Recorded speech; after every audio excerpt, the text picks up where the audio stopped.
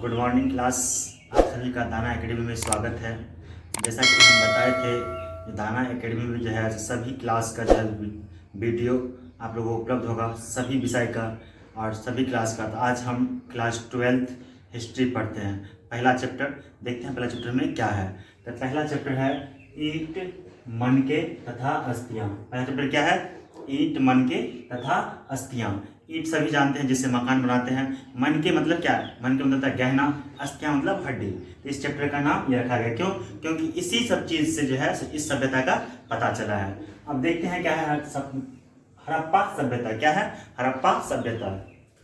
अभी हम समझ लेते हैं जो वर्तमान में हड़प्पा सभ्यता कहाँ है। तो पाकिस्तान के पूर्वोत्तर पंजाब राज्य में एक पुरातात्विक स्थल है। पंजाब राज्य का एक क्या है? प्रांतीय पुरातात्विक स्थल है हड़प्पा सभ्यता। तो हड़प्पा सभ्यता की खोज जो है सो कब हुआ था? तो 1921 ईस्वी में हुआ। हड़प्पा सभ्यता की खोज कब हुआ? 1921 ईस्वी में हुआ। किसने किया हड़प्पा सभ्यता की खोज? तो हड़प्पा सभ्यता की खोज जो है दयाराम सहनी किया। किसने किया? दयाराम सहनी ने किया। हड़प्पा सभ्यता की खोज किसने किया? दयाराम सहनी ने किया। कब किया? तो 1921 ईस्वी में किया। अब है सिंधु घाटी की सभ्यता। सिंधु घाटी की सभ्यता का नाम सिंधु घाटी सभ्यता क्यों पड़ा? क्योंकि यह जो है किस नदी के किनारे बसा हुआ है? तो सिंधु नदी के किनारे बसा हुआ शहर है सिंधु घाटी सभ्यता। इसका नाम क्यों पड़ा? क्योंकि सिंधु घाटी की सभ्यता जो है सो कहाँ बसा हुआ है? सिंधु नदी के किनारे बसा हुआ एक शहर है, इसलिए इसका नाम सिंधु घाटी की सभ्यता पड़ा। फिर है मोहनजोदड़ो की सभ्यता। क्या नाम है? मोहनजोदड़ो की सभ्यता। क्योंकि यह सबसे विकसित सभ्यता थी। मोहनजोदड़ो की सभ्यता है क्या है? सबसे विकसित सभ्यता है। उस टाइम में क्या था? मोहनजोदड़ो की सभ्यता क्या थी? सबसे विकसित सभ्यता थी। और इसकी खोज किसने की? तो राखालदास बनर्जी ने की। राखालदास बनर्जी ने क्या कब किया? तो 1922 ईस्वी में। तो मोहनजोदड़ो की खोज किसने की? तो 1922 ईस्वी में राखालदास बनर्जी ने किया। कब किया? 1922 ईस्वी में। किसने किया? तो राखालदास बनर्जी ने किया। अब जो है हड़प्पा सभ्यता की खोज जो है हो तो गया, लेकिन पूरी दुनिया को कब पता चला और किसने कहा? तो पूरी दुनिया में जो है हड़प्पा सभ्यता की खोज की घोषणा जो है जॉन मार्शल ने किया। किसने किया? जॉन मार्शल ने किया। पूरी दुनिया में जो किसने बताया? तो जॉन मार्शल ने बताया हड़प्पा सभ्यता की खोज के बारे में। कब बताया? तो 1924 ईस्वी में। कब बताया? 1924 ईस्वी में। किसने बताया? तो जॉन मार्शल ने पूरी दुनिया में बताया, पूरी दुनिया को बताया हड़प्पा सभ्यता का खोज हुआ है। कब बताया? तो 1924 ईस्वी में। अब जॉन मार्शल क्या थे? तो जॉन मार्शल जो है सो पुरातात्विक विभाग के कौन थे? जनरल डायरेक्टर थे। पुरातात्विक विभाग के क्या थे? जनरल डायरेक्टर थे। अब देख लेते हैं हड़प्पा सभ्यता का समय काल कब से कब तक है। तो हड़प्पा सभ्यता का समय काल जो है सो 2600 ईसा पूर्व से लेकर के 1900 ईसा पूर्व तक है। कब से कब तक? 2600 ईसा पूर्व से लेकर के 1900 ईसा पूर्व तक क्या है? हड़प्पा सभ्यता का काल है। लेकिन यह 2600 से 1900 ईसा पूर्व जो है सो विकसित सभ्यता थे। हड़प्पा सभ्यता के बारे में जानकारी प्राप्त करने के कौन कौन से स्रोत है? अब जो भी पुरातात्विक जो है वो खोज किया, किस आधार पर खोज किए? तो देखते हैं। तो हड़प्पा सभ्यता के बारे में जानकारी प्राप्त करने के स्रोत ईंट है, जिससे मकान बना हुआ था। फिर मन के मतलब गहना, जो उस टाइम के लोग जो है किस तरह के गहने पहनते थे। अस्थियां मतलब हड्डी से पता चलता है। फिर आभूषण गहना से पता चला। फिर औजार, उस टाइम में किस प्रकार के औजार का उपयोग करते थे।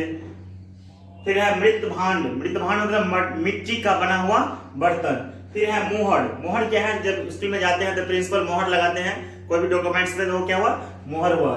फिर मूर्तियां तो सब जानता है जो मूर्तियां। फिर आदि, ये सब क्या हुआ?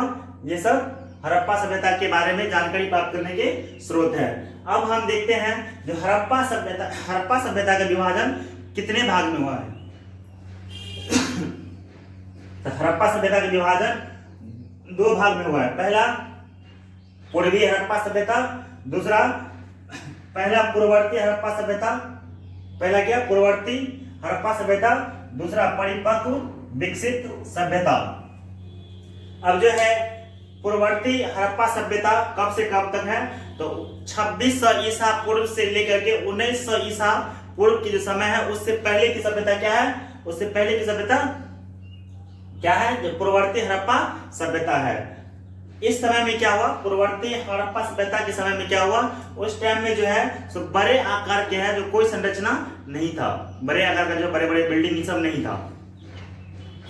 लोग जो है सो कृषि से, पशुपालन से और शिल्पकारी मतलब मूर्ति बनाना या कोई चीज की कारीगरी है, मूर्ति बनाना, उसका जो है क्या करता था, वो काम करते थे। अब जो है ये हम देखते हैं जो परिपक्व या विकसित सभ्यता, तो परिपक्व या विकसित सभ्यता का अध्ययन इसी अध्याय में करते हैं।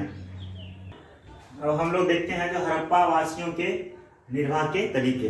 हड़प्पा वासियों के निर्वाह के तरीके मतलब हड़प्पा वासी जो है सो अपने जीवन यापन जैसे किस तरह से बिताते थे उसके बारे में देखते हैं। तो यहाँ पर जो है सो हड़प्पा वासी जो है जो पेड़ पौधों से अपना भोजन प्राप्त करते थे। अपना भोजन किससे प्राप्त करते थे, पेड़ पौधे से। अभी भी हम लोग पेड़ पौधे से प्राप्त करते हैं भोजन, जैसे कि गेहूं हुआ, चावल हुआ, पेड़ पौधे से प्राप्त करते हैं। तो उस समय में भी हड़प्पावासी क्या करते थे, पेड़ पौधे से अपना भोजन प्राप्त करते थे। हड़प्पावासी का मुख्य आहार क्या था, मुख्य भोजन उसका जो है हड़प्पावासी का मुख्य भोजन मछली था। और वो जानवरों का प्रयोग करते थे अपनी रक्षा के लिए या यातायात के लिए, जानवरों का उपयोग करते थे। फिर खाने के लिए किसका प्रयोग करते थे, अनाज का प्रयोग करते थे। अब हम देखते हैं जो कृषि प्रौद्योगिकी, कृषि कार्य के लिए वो क्या क्या करते थे। तो कृषि कार्य के लिए जो है सो वो बैलों का प्रयोग करते थे। कृषि कार्य के लिए कौन सी का प्रयोग करते थे, तो बैलों का प्रयोग करते थे। खेती के लिए वो बैल का प्रयोग करते थे। फिर जो है सो वो हलों का भी प्रयोग करते थे। हल जो दो बैलों की सहायता से जो है सो खेत को जोता जाता है, तो वो हलों का प्रयोग करते थे। इसका साक्ष्य कहां से मिला, तो इसका दो जगह साक्ष्य मिला, एक चोलिस्तान और बनावली। चोलिस्तान एक जगह है और बनावली भी एक जगह है। वहां से मिट्टी के जो है सो बने हल के साक्ष्य मिले, मतलब मिट्टी का जो है सो हल जो है उसका बना हुआ साक्ष्य मिले। फिर कालीबंगन जो कि राजस्थान में है, तो कालीबंगन से जो है जुते हुए खेत के साक्ष्य मिले। फिर है जो औजारों का प्रयोग करते थे, वो किसका प्रयोग करते थे, औजार का। स्वाभाविक है जब वो हल बनाएंगे तो औजार का प्रयोग होना ही होगा, तो वो औजार का प्रयोग करते थे। फिर है सिंचाई के साधनों का प्रयोग। अगर खेती करते हैं तो खेती के लिए सिंचाई की व्यवस्था करेंगे, चाहे नहर के द्वारा, जिसके द्वारा हो, वो खेत को जो है सो खेत में पानी डालेंगे, तो वो सिंचाई का क्या करते थे, सिंचाई के साधनों का प्रयोग करते थे। अफगानिस्तान के जो है सोर्तुघई, कहा, अफगानिस्तान के सोर्तुघई से नहर के साक्ष्य मिले हैं। नहर जो है जहां से होकर पानी जाता है वो नहर हुआ।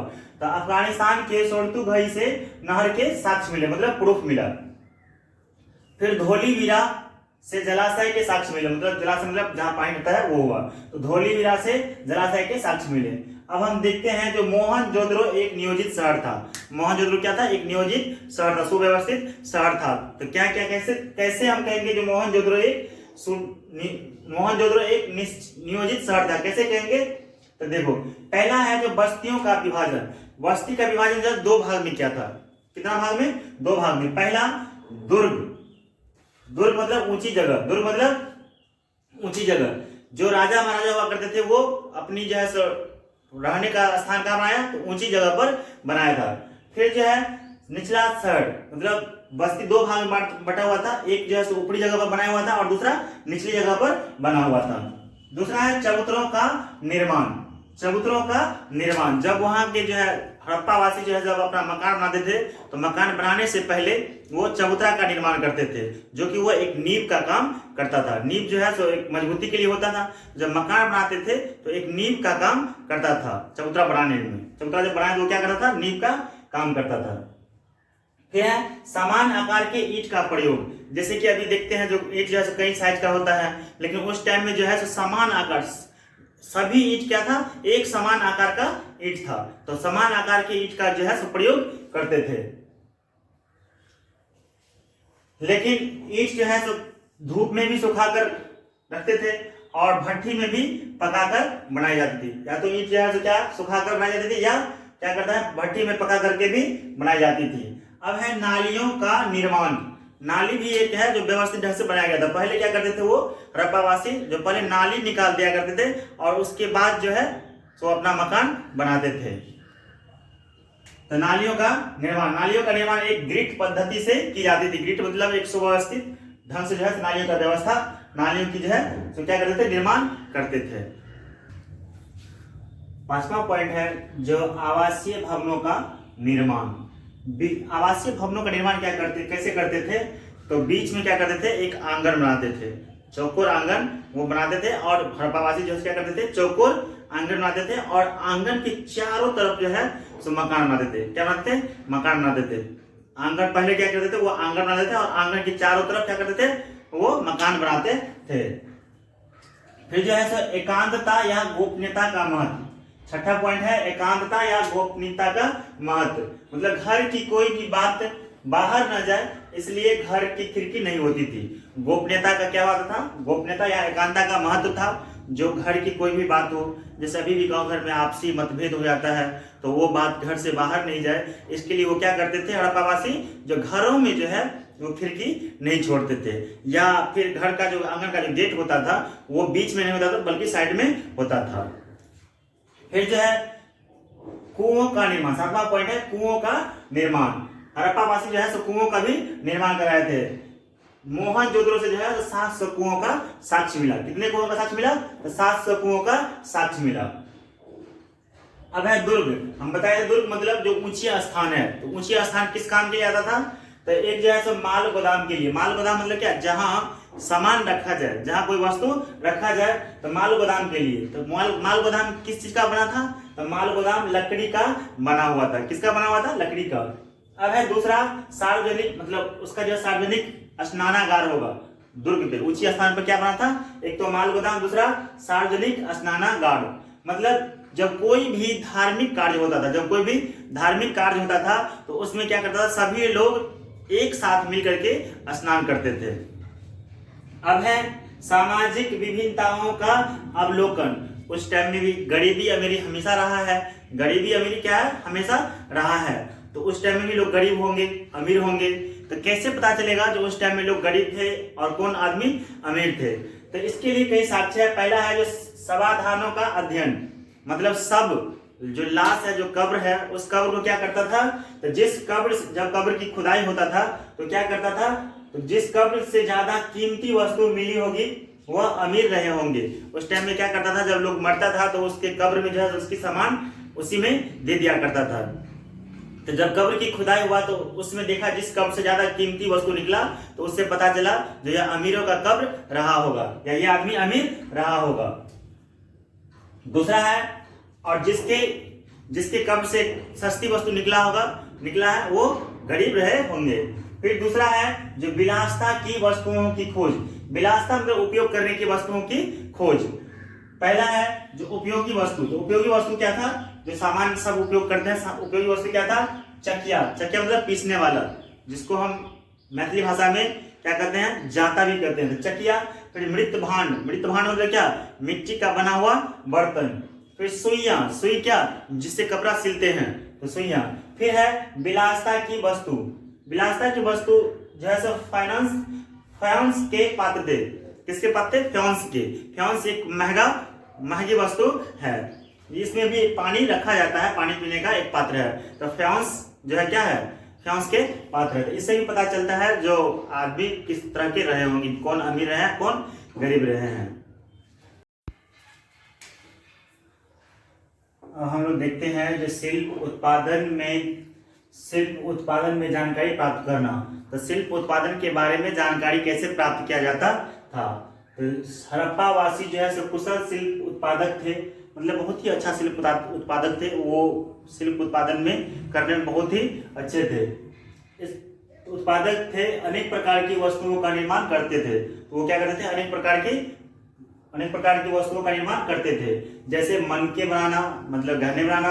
फिर है शंख की कटाई, मुहर बनाना, वाट बनाना। शिल्प उत्पादन में सबसे प्रमुख थे, शिल्प उत्पादन का सबसे प्रमुख काम करते थे। जैसे कि उनका काम था, मनके अलग अलग आकार के होते थे। मनके किस आकार के होते थे, अलग अलग आकार के होते थे। जैसे चकोर, बेलनाकार, गोलाकार, ढोलाकार होते थे। हड़प्पावासी कुशल शिल्प उत्पादक थे। अनेक प्रकार की वस्तुओं का निर्माण करते थे। जैसे मनके बनाना, शंख की कटाई, मुहर बनाना, वाट बनाना। शिल्प उत्पादन में सबसे प्रमुख प्रमुख काम मन के बनाना था। उनके मन के अलग अलग आकार के होते थे, जैसे चकोर, बेलनाकार, गोलाकार, ढोलाकार होते थे। फिर है इतिहासकार उत्पादन केंद्रों का पता कैसे लगाते थे। इतिहासकार जो है सो उस टाइम में हड़प्पावासी जो उत्पादन करते थे उसका पता कैसे लगाते थे। उसके लिए जैसे क्या है, इतिहासकार अनेक वस्तुओं को ढूंढते थे, मतलब कई प्रकार की वस्तुओं को वो ढूंढते थे। जैसे शंख को ढूंढते थे, तांबा, अयस्क, कच्चा माल, और जो है क्या है, अपूर्ण वस्तु, जो वस्तु पूरा कंप्लीट नहीं हुआ है वो अपूर्ण वस्तु होता है। फिर त्याग किया गया माल, जो उपयोग करता था उसको छोड़ देता था वो माल। फिर है पूरा करकट, जो जैसे कि कोई लकड़ी का जो काम करता है तो उसका जो कूड़ा होगा, या फिर क्या करता है कोई बर्तन बनाता है उसका कूड़ा करकट होगा, तो वो है। फिर है हड़प्पा वासियों का विदेशी या सुदूर संबंध। हड़प्पा वासी का जो विदेशों से क्या संबंध था उसके बारे में जो इतिहासकार कैसे समझे, तो वहां देखते हैं। जो तांबा ओमान से मंगाते थे, हड़प्पा वासी जो है तांबा कहां से मंगाते थे, तो ओमान से मंगाते थे। कैसे प्रूफ हुआ, तो कैसे हम समझेंगे जो हड़प्पा वासी जो है तांबा ओमान से मंगाते थे।